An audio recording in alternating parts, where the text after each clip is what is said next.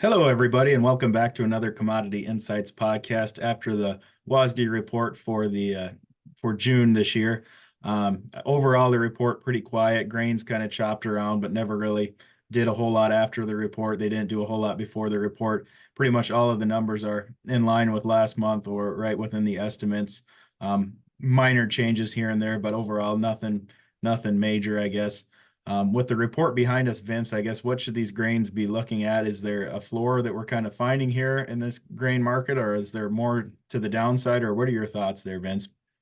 The wheat market doesn't seem like it wants to catch itself. We had a nice recovery on Tuesday and took those lows out on Wednesday. The report was really nothing for wheat. You did see they increased this yield for this year by a half a bushel an acre, but they offset by an increase in exports. So not much change in that carryout. World carryout numbers this year, they actually raised them 1.6 million metric tons for wheat. Next year, decreased it by 1.3. So all in all, I think we just got harvest pressure. Nothing new in the world that gets an outstanding reason for somebody to buy. So you're drifting lower in that, and I think that can continue. You look at the bean market, a similar thing in there. We did put some new recent lows in on Wednesday morning. Nothing to do with the report. I think the biggest disappointment in the report was production out of South America. They did not lower that Argentine bean production. They did lower Brazilian by 1 million metric tons, but I think they were looking at a 3 million on that. So disappointing there. World carryout numbers on beans increased it this year by 700,000 tons, decreased next year by 600. So next year wiping out this year, but not any big changes. But that market, it needs some news, and it's not getting it. Weather looks pretty good in the U.S. and nothing threatening otherwise. We are getting right down to some of those levels where we get our change of trend numbers coming in for some major change of trends, and we don't want to go more than about 6 or 7 cents low. We're going to be in trouble on that one, I do believe, Connor.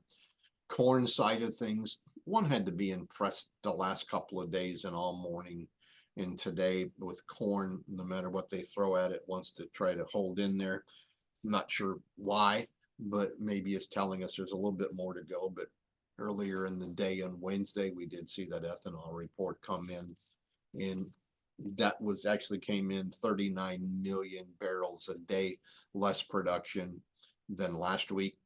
But the key on that one was 29 million below the average trade guess. But yet corn didn't break a lot. You saw the stocks rally, raise 170,000 barrels for the week, which is not good when you're decreasing production that much. But all in all, market held in there. When we looked at the WASDE report, really no changes for this marketing year or next marketing year. Again, disappointment that we didn't decrease the Brazilian or Argentine production. And I think that news took us in the minus side a couple times, but we closed within a quarter cent of the daily high.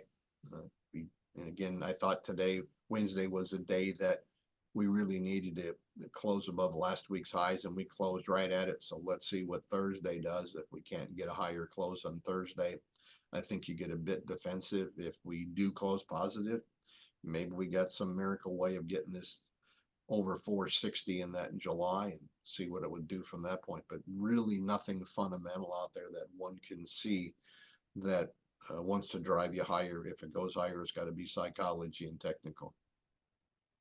And we kind of noted in the office here, Vince, that the wheat market was kind of dragging the corn down for a while there. Now the corn's kind of holding itself together, and the wheat market keeps sliding. Do you think those two markets have kind of separated themselves, or do you think that one is going to pull the other one around a little bit more here?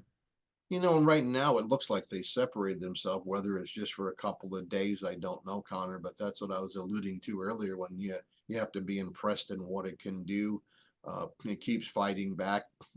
Again, maybe there's some money flow in there. I'm not sure what it is, but again, whether they're trying to give us a bear trap head fake in here on the way up or what it is, I don't know, but at least we got some positive numbers. And then moving on to the livestock markets here, getting started with the cattle market. It was pretty hot on Monday and everything was kind of racing higher. And then we've kind of slowed down the last couple of days and haven't done a whole lot in those markets. Overall, big picture here, Vince, what are your thoughts with that cattle market? Is there more to the upside here, or are we going to have a nice little setback, or what are your thoughts? When you looked at Monday's trade, you had to be wondering, hey, maybe I missed the buy opportunity I had in here, just of resilience. There really wasn't a lot of news driving it. Yes, we did have higher cash in the north on late Friday, early Saturday, and usually you don't see that packer buying on Saturday. I think that indicates he's a little tight in here. He's going to fight this situation, but I think the market was definitely disappointed on they didn't get a better follow through on Tuesday, and even on Wednesday you were higher until late in the morning before you fell on the minus side. But all in all, I think the market's supportive on breaks in here. We may have put the lows in we were looking for ideally in the feeder cattle. We had lows due this coming Friday. Maybe we did it last Friday a week early. Wouldn't be the first time that happened, but I don't think I'm going to expect any runaways. But we got to see where money flow goes. You looked at some of the cash feeder cattle sales this week, and they've been phenomenal for the guys selling in here. And if that continues, it's definitely supported. But some sooner or later, we really have to get cash fat cattle to go higher to support that feeder cattle trade. And what were you saying the other day, Vince, about the carcass weights that they're up quite a bit, and that's gonna change the number of cattle actually killed? If you look at it as of last week's report, steer weights were 39 pounds heavier, 37 pounds heavier than a year ago, and heifers were 29. That equates to a little bit over 28, adding 28,000 head to the kill every day. USDA in their recent estimates, I think it was, they were looking at we're going to kill 1.434 million head less this year than we did last year. But if those weights would continue at present rates, we would actually kill an equivalent of 29,000 head more than last year, which is scary. And people don't think weight's such a big deal, but it really adds up when we're looking at that. And we got to be careful of that one. And the other scary thing is that we look at how much above last year we are on those weights. And this is usually the week where you bottom the weights and they start increasing, because those new crop calves are getting better and performing better. And hopefully we got some counter seasonal things. Otherwise, that could be that thorn in the side of the cattle that just don't let it go higher if we continue to pump up these kind of pounds.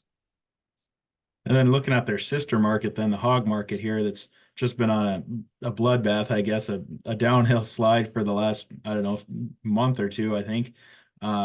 Is there any hope for that market to be finding a bottom in here, or is the cattle market soaring? Is that going to kind of drag the hogs along, or is there any thought of maybe a bottom, or what are your thoughts? I think we both thought there was a bottom a couple of times and it wasn't there. Yep. Could we have did something earlier this week and late last week? I think it's a possibility. We did take some of those lows out. Yesterday, I think in July, you had your lowest close in several months, but yet today you reversed that thing and you didn't get a lot of help from the cutouts, but that cutout is still the key over there. When some of those spreads that we saw today, the July over $2 higher at one time and the June only slightly higher, you have to wonder if there isn't longs in that June that were rolling from long June to long July and August. On Wednesday, you may see some more of that on Thursday, as we will lose that June contract on Friday. But yeah, you're thinking you got some bottoms in here. It is a counter seasonal thing for that, but hogs have been that way most of the year and they may continue. So hopefully we can get decent pops. I'm not sure you run away, but maybe we can get back to the upper 90s on some of those summer months. And then one last thought, I guess, with the diesel market being down near lows here a week ago, is that something that a guy should be looking at locking some fuel up, Vince? And then any other thoughts on any of the egg commodities or things you'd like to share this week?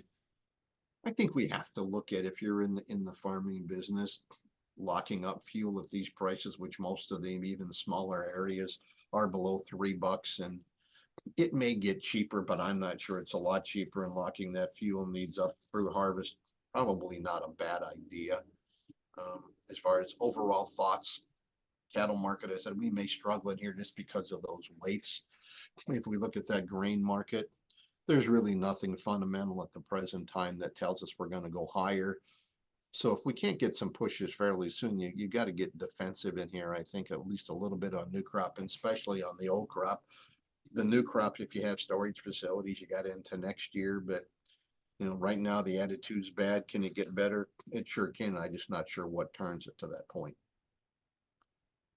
I think we'll wrap up this week's podcast with that. Thanks for listening, everyone out there. And if we can be of any further assistance to you, check out the website, farmerstradingco.com, for more information, or give us a call at the office. Our number is 605-996-6500. Thank you.